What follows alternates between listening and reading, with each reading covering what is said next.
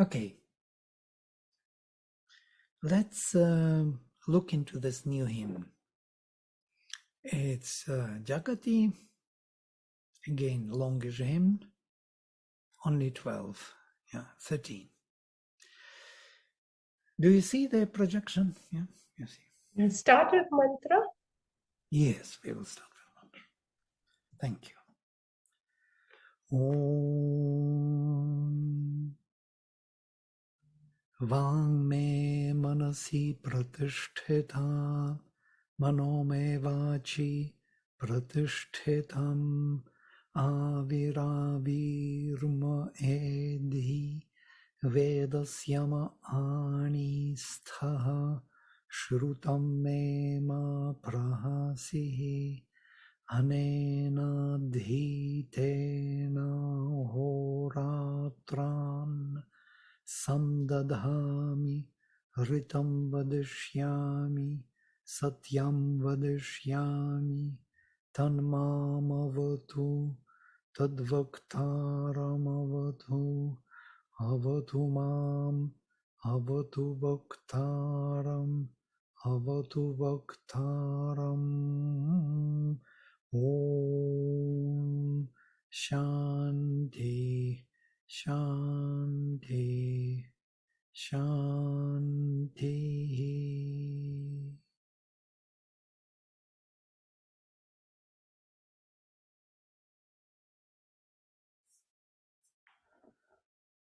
Yajnena vardhata jata vedasam agnim yajadvam havishatana gira samidhanam suprayasam suvarnaram dyuksham hotaram vrijaneshu durshadam. Make the fire that knows all things born to grow by your sacrifice. There is a fire inside, and to make him grow, we have to make an offering to him.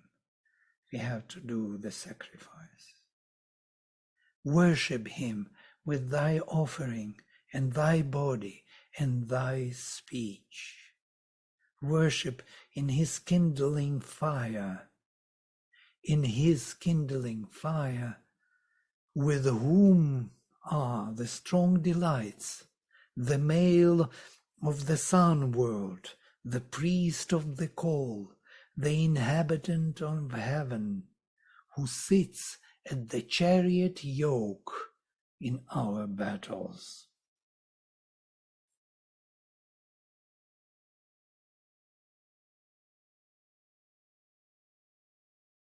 The inhabitant of heaven, there is a footnote, or who dwells in the light.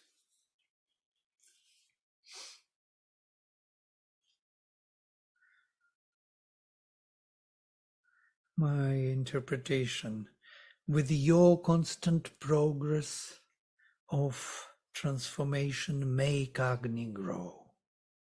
That is, constant progress of transformation is Yajna. That's my translation of Yajna in this case. The one who knows all beings born. All beings, that means who are born in the body and who are born in any form, vital, mental, and even beyond. Sacrifice your offering, your body in time and space, Tana, and your voice as an expression of consciousness. Sacrifice him, Agni.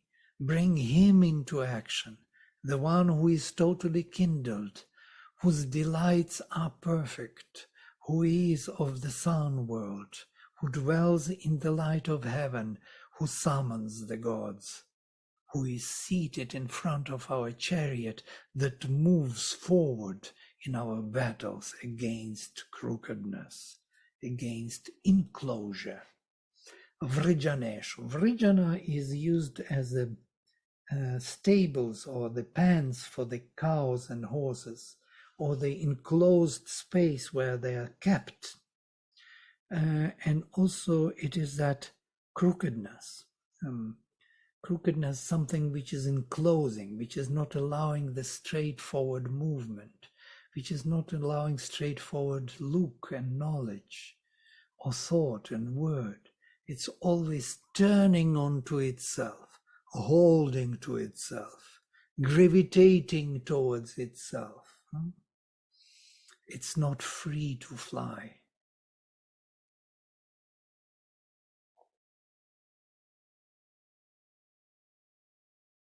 There is an interesting word, Suvarnaram, and he translates the male of the sun world.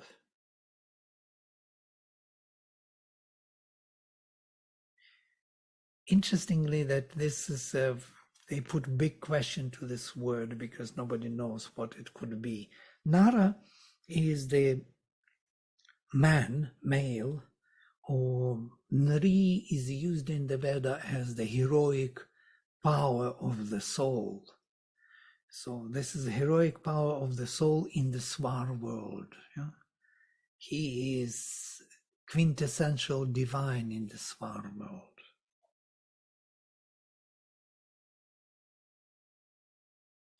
Dhur Shadam. Dhur is that axe or yoke in the chariot, yeah, to which the horses are yoked, who sits in front of who is a driver of our chariot, let us say, in our battles against the darkness, against crookedness.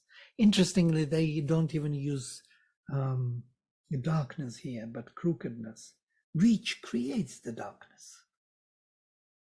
Darkness is nothing but crooked light, yeah? Light which is turned onto itself, which is not shining through. Light which is enclosed like a black hole, which is pulling back to itself the light and not allowing it to shine. That is the darkness.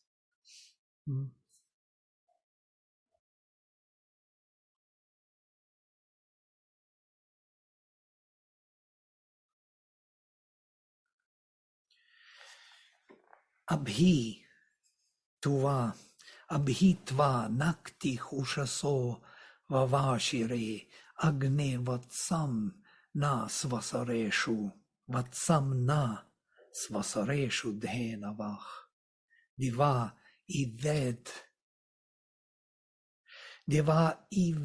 aratich manusha yuga kshapobha asi puruvara samyatach. The nights and the dawns have lowered to thee as the milk cows low towards the calf in their lairs of rest. O fire of many blessings, thou art the traveler of heaven through the ages of man, and thou and thou shinest self-gathered through his nights.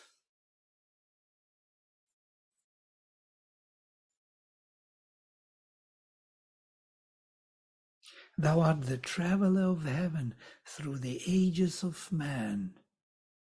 Beautiful, yes? Thou art the traveler of heaven through the ages of man, and thou shinest self-gathered through his nights.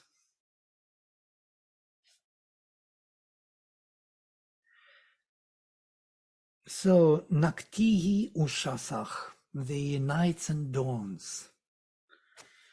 Abhitvav, vavashire, they call to you like bellowing, like the cows, yes,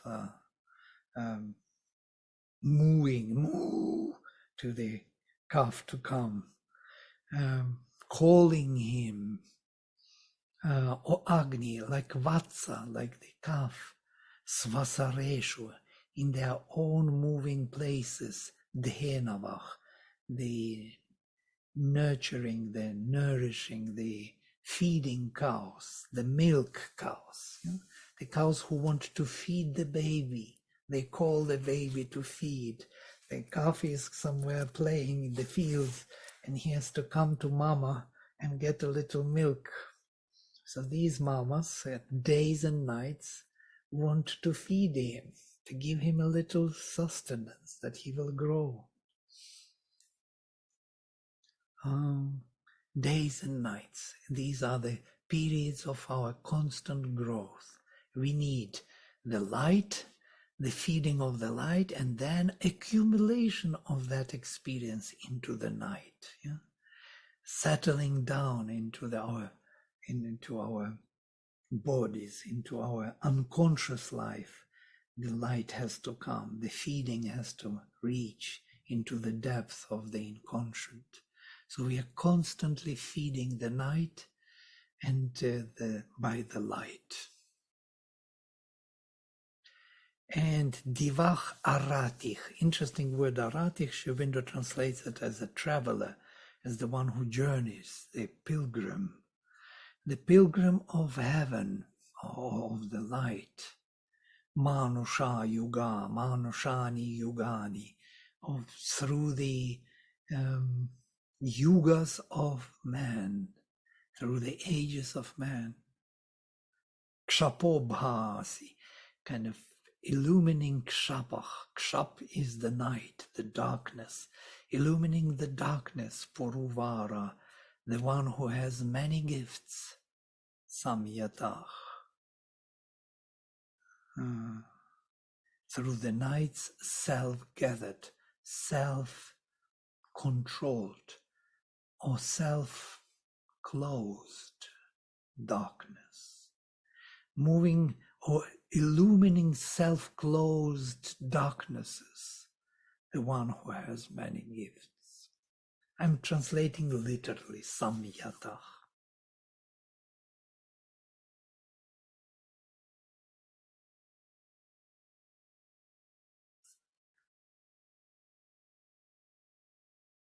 Sri Aurobindo translates self-gathered.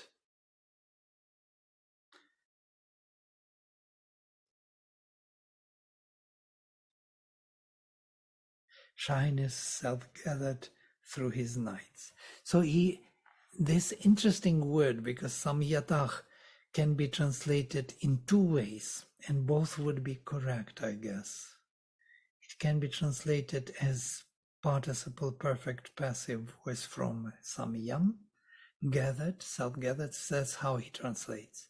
It is Agni who is self-gathered, focused totally, yes? Or it can be translated as Kshapach Samyatach. And there is another interpretation, uninterrupted night.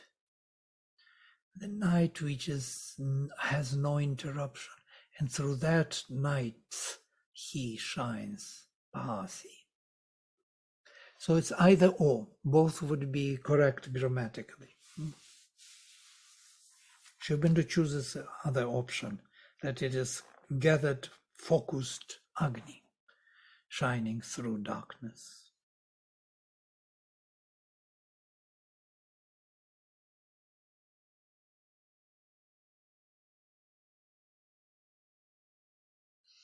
Okay, number 3. Tam deva buddhne rajasach sudam sasam divas prithivyoch aratim niyerire. Such a beautiful ancient language. Ratham iva vediyam shukrasho chisham agnim mitram na kshiteshu prasham siyam. Tam deva buddhne rajasach sudam sasam divas prithivyo haratim niyerire. The gods have sent niyerire into the foundation of the middle world, this great worker and pilgrim of earth and of heaven, whom we must know, like our chariot of white flaming light. Fire whom we must voice with our louds like a friend in the peoples.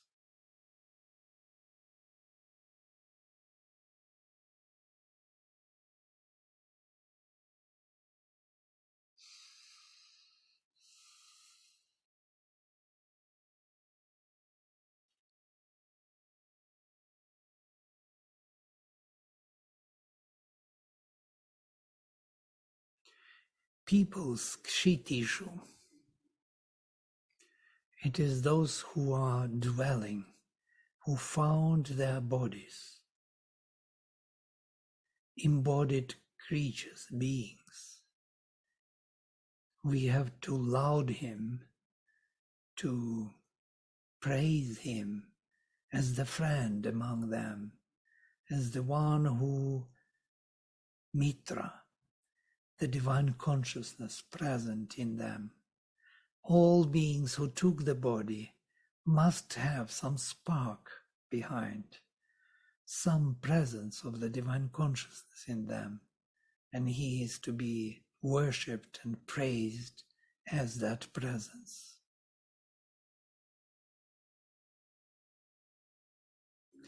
The gods have sent or set or compelled him into the bottom of the middle space.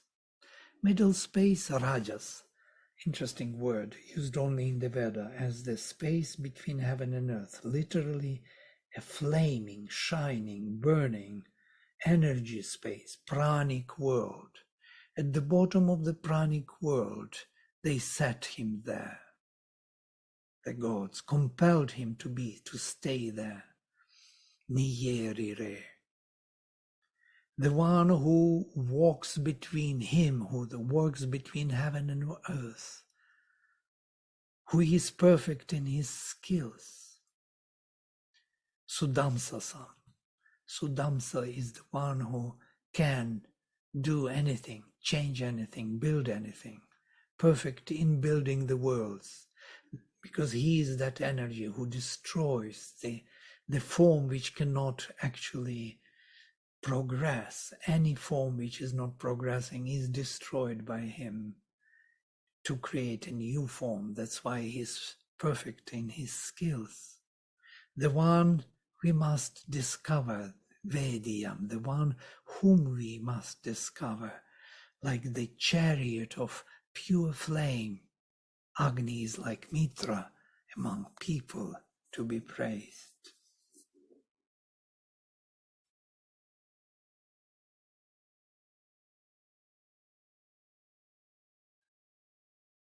Number 4. Tam ukshamanam rajasi sue a sva adame. Chandram iva surucham havara a dadhu. Prishniyah pataram chitayantam akshabeh. Patho na payum janasi ubehe anu.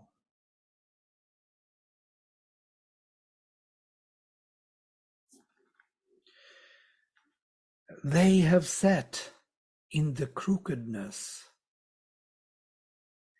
sat pouring his rain like gold in the beauty of his light, sat pouring his rain like gold in the beauty of his light, or like a thing of delight in his shining beauty. We are not used to this overwhelming spiritual expression. Our brain stops working, yes, and wondering what is being said. What does it really mean? Yeah? But it means what it is. Yeah? Sat pouring his rain like gold. Rain is always a grace, yeah, which is feeding, nourishing. His nourishment like gold in the beauty of his light, or a thing of delight in the shining beauty. In the middle world and in his own home, the guardian of the dappled mother, who awakens us to knowledge with his eyes of vision. So, the guardian of the dappled mother who awakens us to knowledge with his eyes of vision, the protector of our path along either birth. Either birth means both births. Janasi ubhe. Interesting. So we have two births. One is physical, another is spiritual birth. The birth of the soul and the birth of the body. The evolution of the soul, the psychic being, and the evolution of the body. Two evolutions, or double evolution. They placed him in the secret place of crookedness, like glittering brilliance in his own home, in the middle space sparkling with light, the protector of the mother of the overmind, Prishni, who makes us see with his eyes of vision, protector of our path of both births. Okay, I will stop here, and we can discuss things if you want. You must. Otherwise, Vladimir, what? Sorry, go ahead. Sorry, go ahead. My question was, why does he say, call the mother the overmind, in the overmind? it's me. Prishni. There are three mothers, which Shubindo kind of looks into. The dappled mother. Interesting that this dappled, like the dappled horse, with different colors. Many colored mother. As overmind has many colors. Interesting. It's not by kind of chance that this dappled mother is there. There is Aditi, the transcendental infinite consciousness bliss, and there is also Diti, who is separative consciousness by darkness, and there is this dappled, this mixture, Prishni. Interestingly, that even the root prich is to mix, mixing, priksha, prishni. Priksha is the mixed delight, mixed of what? Of the spirit and matter. And this mixture of spirit and matter is exactly the plane of the overmind, where this first mixture is taking place, where the light is introduced into the darkness and creates this many-colored, many-hued creation. And there is a mother there. Yeah. Yes. Thank you. Yes, Kinshuk. Sorry, my question was actually the same. What would guardian of the dappled mother mean here? How is the guardian thing coming up? Why guardian? Why to? Why guardian?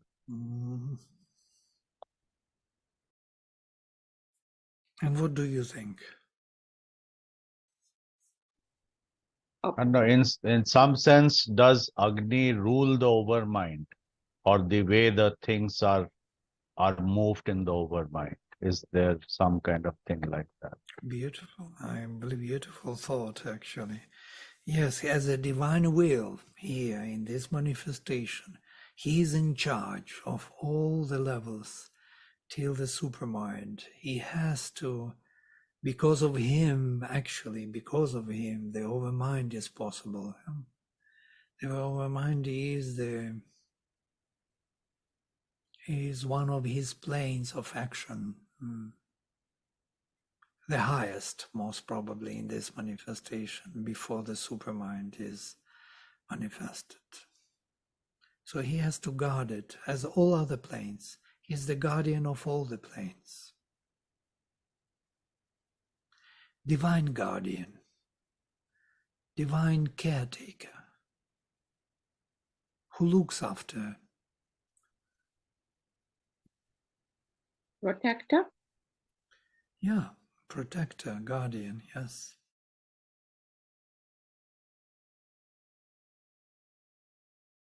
Like the father after the baby,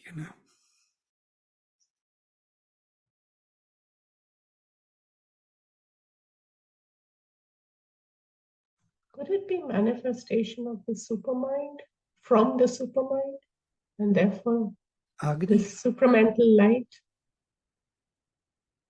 You mean the... Agni. Yes, absolutely. Absolutely. In him, force and knowledge, power and knowledge are one and the same. Yes. That means that while Agni is the child of the heaven and the earth, and yet he is the calf, he is of the two cows or whatever, but still he is in charge of the mixed world or the middle world or whatever, isn't it? Yeah. And he is also the one who made heaven and earth parents of himself. Yeah? He is the Lord who created his parents here. The child creates the parents. Otherwise, they are not parents. Why should they be there if there is no child? And this awakens us to knowledge with his eyes of vision. Right. Yes, we look at the world with his eyes now. We see the world how he sees the world. These are the eyes of the soul. Yes, absolutely. And of the spirit and of the supermind at the end.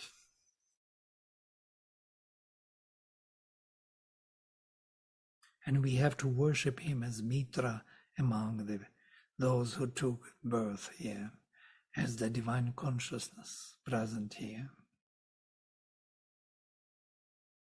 If we see every creature, every being as charged with the divine presence, we will start looking with his eyes, I think.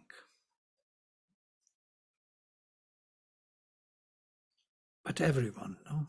Good and bad and ugly. Is this the integral vision that Sri Aurobindo and the mother talk about also, that we have to develop the integral vision? I think so. That is the eyes of the divine will in aligning. Integral, how could we integrate and make it integral if we don't have his look? Yeah. Yes. Then we would receive the good, bad, and ugly separately. Yes. We can't see the divine presence in everyone. Mm-hmm. It's like in the Isha Upanishad, yeah? Yastu sarvani bhutani atman yevanu pashyati. The one who sees all the beings in himself and himself in all beings.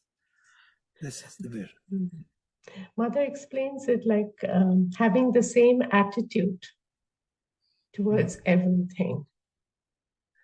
Right. It starts not seeing differences. Yes. It starts with this. Same you think, yes.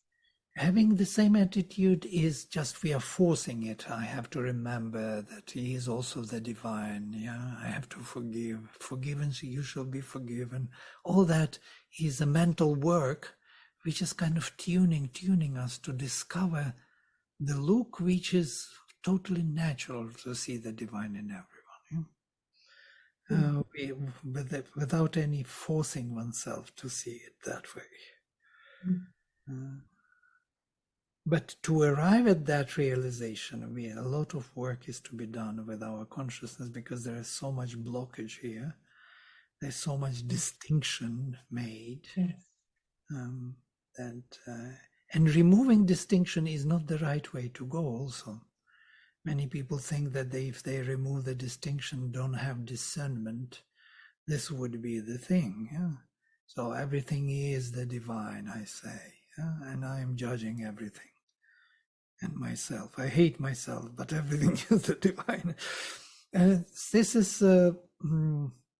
the way how kind of artificially we may come to it. Yeah? White lies. Oh, you're so good. You're so great. Yeah, no problem. Yeah, this is not the way to go, because it's a lie. The real thing is to be through discernment, to find the truth, real truth, not the imitating the truth, not trying to resemble or mentally impose some dogma on everything, and then vitally to be excited by that dogma, and by that self-excitement start imitating a kind of embodiment of the truth. This is She was not talking about true sincerity. In that passage, she talked about the integral vision. She said true sincerity is to arrange everything in its proper place and have the true integral vision. In that context, she was saying that. And it requires viveka, it requires discernment. How would you put everything into its right place if you see everything as already, oh, it's divine, everything is divine. They started to use this word in jargon, divine. It's very dangerous to use words, yes, which are deeper in the flat usage or in the lower context.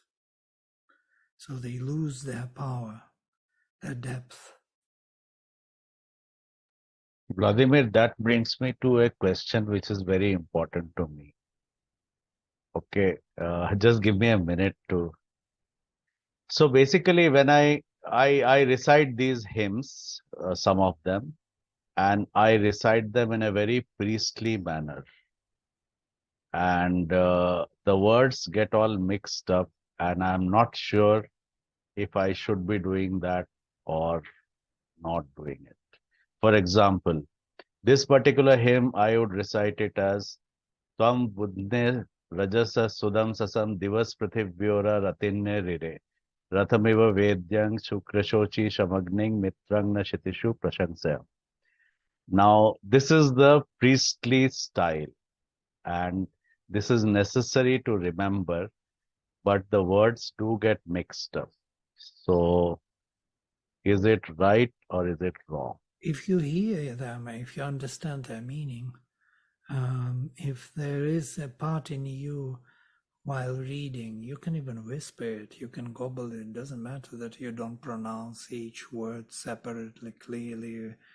And it matters that your consciousness, while words are flowing, is observing the flow without interfering with its own formulation. And once you understand the meaning, then the sacrifice is done. So you will feel the presence of the power, of the meaning of the power is meaning. If meaning does not appear, then you will have only a shadow of meaning, very little of the mantra.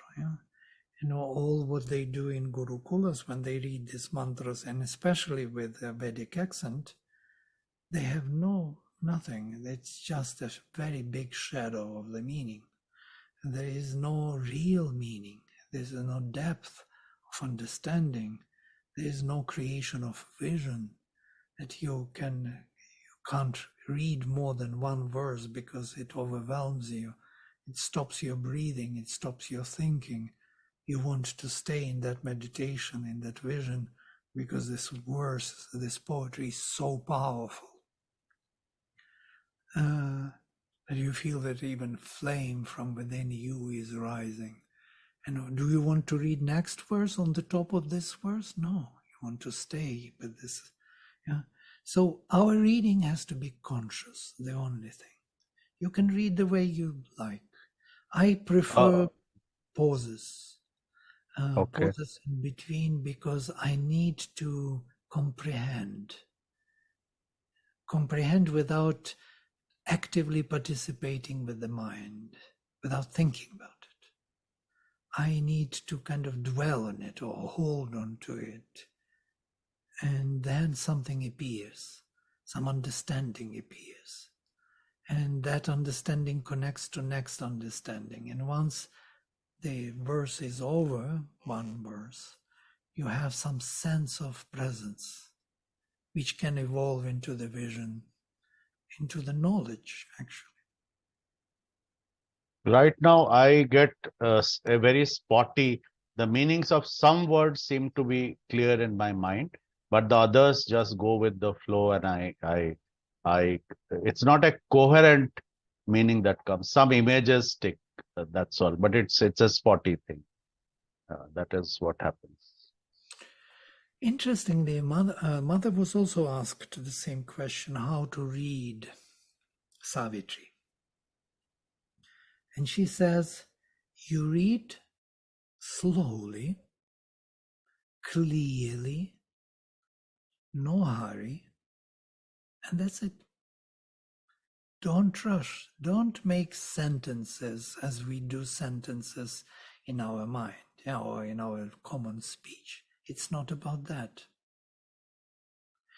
I was interesting kind of exercise. Yesterday I was walking around. I was watching this film, the Christ Revolution, which is very interesting. I recommend on Netflix.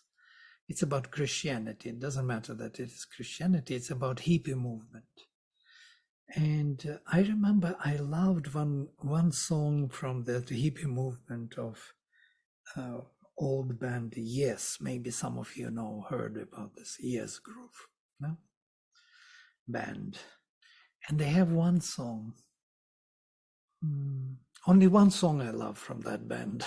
So many albums. And that belongs to that movement. And so I was walking, and I was singing this song to myself. And I noticed when I sing consciously every word, it hits you strongly. If you don't sing consciously, it is like a song, So the words are like this. There is a time, and the time is now, and it's right for me. And it's right for me, and the time is now. There's the word, and the word is love, and it's right for me. And it's right for me, and the word is love. Now, when I make pause before, and the word is, you're waiting for what is the word. You have to wait. You have to anticipate. If you don't, then there's a time, and the time is now, and it's right for me, and it's right for me, and the time is now. And there's a word, and the word is love, and it's right for me, and it's right for me, and the word is love. You don't hear it. You need to really make it. And then when you hear it, you feel this is power. The time is now, and the word is love, and it's right for me. It's right for me. It hits you. It's like mantra. So you can make mantras even from the songs. You can make your present kind of aspiration from any poetry. Consciousness has to be there. You have to be aware what you do, what it means to you.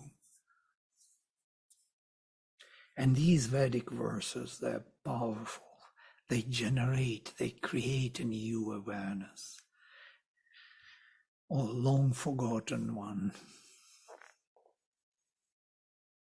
And what happens if you bring the word to the tip of your tongue, but you don't actually utter it? It's also very powerful. Sri Aurobindo says even silent pronunciation in the mind is very powerful, even more powerful. It depends, you articulate and you observe. One part articulates without interference, other part observes without interference. Give it time. The meaning has to appear. And that is called Svadhyaya. Svadhyaya is these two parts. One part utters, other part observes. One part utters is earth, which is speech, other part heaven, mind observes. And in between them there is this new child is born, experience, prana, praja. This is the vision of the Veda. This was the beginning of the whole Indian civilization, Svadhyaya. You know Kiri Joshi. Some of you may know him. Yes, yes. He was my mentor. We were very close and very good friends for many years. And he told me at the end of his life, it's kind of amazing. I visited him at the end of his days in the nursing home. And he told me, I don't know anything better than Svadhyaya. And Svadhyaya is this. You read the luminous text like Veda or Savitri to yourself, to your own self. The text which you know perfectly by heart, you read it totally fresh, without interference of the mind. Observe the meaning. Get a new meaning, new insight. And that is how we evolve. We can't evolve by our own. We need the guidance. We need someone who realized it, like Sri Aurobindo or Vedic rishis. They lead our soul forward. We can't do it ourselves. It's very rare that somebody's soul can do it by itself. It's impossible, actually. Because the world is infinite. There are so many varieties, and we already identified our consciousness with the material formation. So we may work forever in that material form, perfecting it. But to get this consciousness, this guidance, it's not within our reach. We need the guide. We need the guardian, and Agni is the guardian. I've noticed, Vladimir, that when I read Savitri, one part is reading and the other part is standing back. There's a clear difference between the two. And the other thing I noticed is this doesn't happen when I'm reading any other book. In every other book, I'm trying to it's a mental exercise. I'm trying to read and trying to understand. It's only in Savitri that this happens. And I didn't notice it till you just mentioned it. And I used to wonder after reading Savitri that it was a different experience. And I didn't know how to describe the experience of reading Savitri, but it is exactly what you just said. But it doesn't happen when I read other books, not at all. And that's why I can't put Savitri down. If you apply the same thing to other books of Sri Aurobindo, you will have the same effect and presence. I must tell you, because I read other books with the same approach. I read Divine and it flows like butter through you, like nourishing. You don't need to switch on mind, understanding, comparing. Everything will appear. The understanding will appear. Connections will appear. Your mind will be wandering every time. Oh, what a treasure. Every book of Sri Aurobindo is of that kind. I see. I'll try that definitely. But only Sri Aurobindo and the mother. Mother also the same. Yeah, mother is different. Mother is also engaging other parts, vital and even physical. But Sri Aurobindo, it's a pure honey milk. Absolutely. Thank you. I'll try. Thank you, Vladimir. This may sound very odd, but I find Sri Aurobindo's books easier to read, and I find Mother's books quite complicated and somewhat confusing. Very honestly, I mean, this sounds crazy. You have still some work to do. Some work to do, yes. I understand that. Thank you. I've been there. That's why I've been there where you were now mentioned. It was like this for me also. I thought that Sri Aurobindo was just easy for me, really easy, incredibly easy. It was like really the food for the soul. It was everything in the right place, every word. It's like when you read Savitri and you kind of anticipate next phrase, next thought, and it comes, and you are just wondering. You knew that it will come. It's on that level. But with the mother, it's always a surprise, always practical, new kind of a view until you are there. Yeah? So you have to develop another part. And so it took me a long time to really read the mother so happily as I do now. Now I'm looking for the practical solution. I see it. Oh, now I know. It's like this. Sri Aurobindo is just feeding you, yeah? Feeding you full. You're full after that. You don't need anything. But the mother will give you the practical suggestion where you have to go. That's why they are both needed for this yoga, I guess.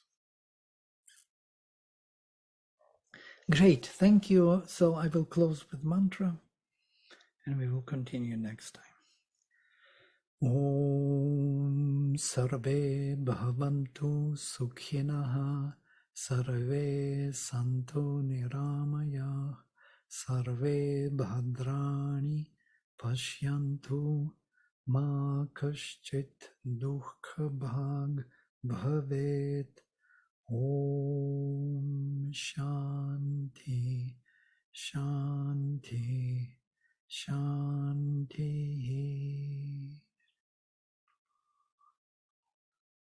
Hari Om.